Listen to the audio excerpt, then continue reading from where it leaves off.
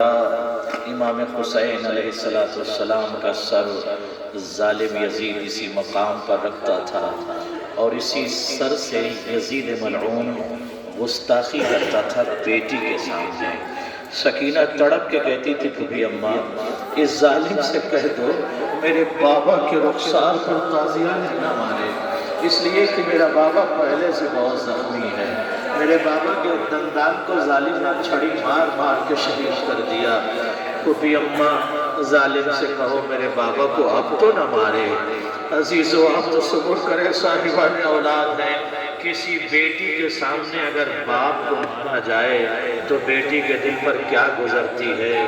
یہ وہ سکینہ ہے جس نے اپنے بھائی سجاد سے کہا تھا بھائی سجاد پیاس میری ہڈیوں میں اتر چکی ہے، بھائی سجاد پیاس میری ہڈیوں میں اتر چکی ہے، بھیا تم مجھے غسل دینا، بھیا تم مجھے دفن کرنا، بھیا تم پہلے قبر میں اتر کے دیکھ لینا، مجھے نرم زمین میں دفن کرنا۔ ابھی جس زندان کی آپ زیارت کرنے جائیں گے عزیزوں میں کیسے عرض کروں آپ کی خدمت میں، جناب سکینہ نے بھائی سے کہا تھا بھیا پیاس میری ہڈیوں میں اتر چکی ہے، مجھے ٹھنڈی اور نرم زمین میں دفن کرنا بھیا۔ عزادارو سکینہ روتی روتی کبھی اپنے بھیا سے کہتی تھی بابا سے ملا دو، کبھی جناب زینب سے کہتی تھی بابا سے ملا دو۔ آج جب زندان جائیے گا تو زندان میں جا کر صرف ایک جملہ کہیے گا سکینہ سکینہ تیرے رخسار پر لگے ہوئے تماچوں کو، اللہ اکبر تیرے رخسار پر لگے ہوئے تماچوں کا پرسا، تیری پشت پر لگے ہوئے نیزوں کا پرسا بیوی۔ عزاداروں میں لندن میں مجلس پڑھا تھا لاسٹ ایئر، آج شعور کی مجلس کے بعد مجھ سے ایک شخص نے سوال کیا مولانا یہ بتائیے کہ 4 سال کی بچی مر کیسے گئی؟ اس لیے کہ 4 سال کی عمر مرنے کی نہیں ہوتی۔ اب آپ مجھے بتاؤ میں کیا جواب دوں؟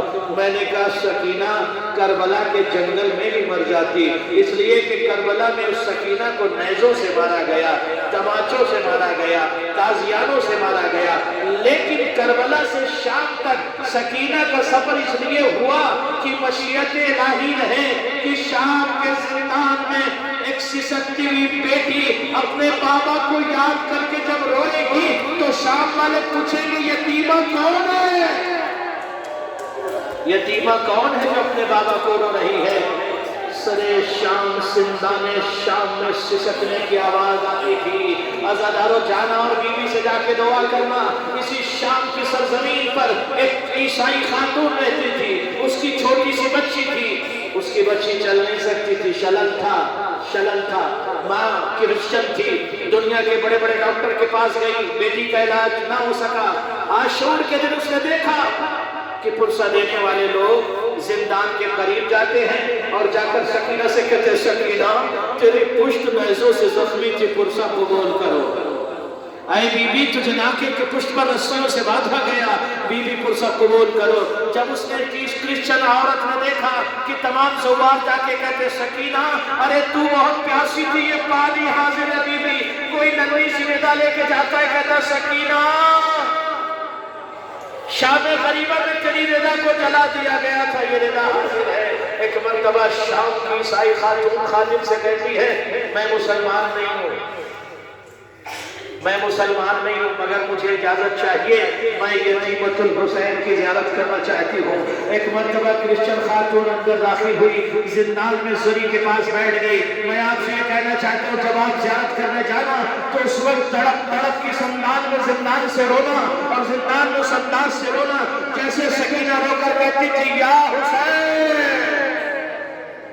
عزادارو کرسچن خاتون ایک مرتبہ زندان کے قریب بیٹھ گئی ننھی سی قبر پر، رو کر کہتی بی بی میں نے سنا ہے آپ کے بابا آپ کو بہت چاہتے تھے، بی بی میں نے سنا ہے آپ کو اپنے سینے پر سلاتے تھے، مگر بی بی شام غریبہ میں آپ کو خاک کربلا پہ سونا پڑا، میں نے سنا آپ کے بابا آپ کو بہت بہت چاہتے تھے، آپ کو بہت پیار کرتے تھے۔ رو کر کہتی بی بی میری ایک چھوٹی سی بچی ہے جو چل نہیں سکتی۔ دعا مانگتے مانگتے یہ عیسائی خاتون سو گئی، اور جب ایک مرتبہ آنکھ لگ گئی، اس نے عالم خواب میں دیکھا اس کے گھر میں کوئی خاتون کوئی بچی گئی ہوئی ہے۔ جزاکم اللہ خیر الجزا۔ ایک مرتبہ یہ عیسائی خاتون زندان کی چھوٹی سی قبر کو چھوڑا، دوڑی اور دوڑ کر جب اپنے گھر پہنچی، جب دروازے کو دق الباب کیا، جزاک اللہ جب دروازے کو دق الباب کیا، کیا دیکھا؟ وہی بچی جو چل نہیں سکتی تھی، اس نے اٹھ کر دروازہ کھول دیا۔ ماں تڑپ کے کہتی بیٹی تم تو چل نہیں سکتی تھی، تم چلنے کیسے لگی؟ کہا ماں جب تم شام کے زندان میں چھوٹی سی قبر پر رو رہی تھی، تھوڑی دیر کے بعد اماں ایک چھوٹی سی بچی آئی، اماں جس کے رخسار پر تماچوں کے نشان تھے، جس کا دامن جلا ہوا تھا، اماں جس کی پشت زخمی تھی، اس نے مجھے اٹھایا اور اٹھا کر کہا اٹھو اور چلو۔ میں نے کہا میں چل نہیں سکتی۔ اس بچی نے کہا میں حسین کی بیٹی سکینہ ہوں، اور اس بچی نے مجھے شفا دے دیا۔ عظم اللہ لکم الاجر۔ خدا آپ کو کوئی غم نہ دے سوائے غم مظلوم کربلا کے۔ شہزادی آپ سب کی زیارت کو قبول فرمائے۔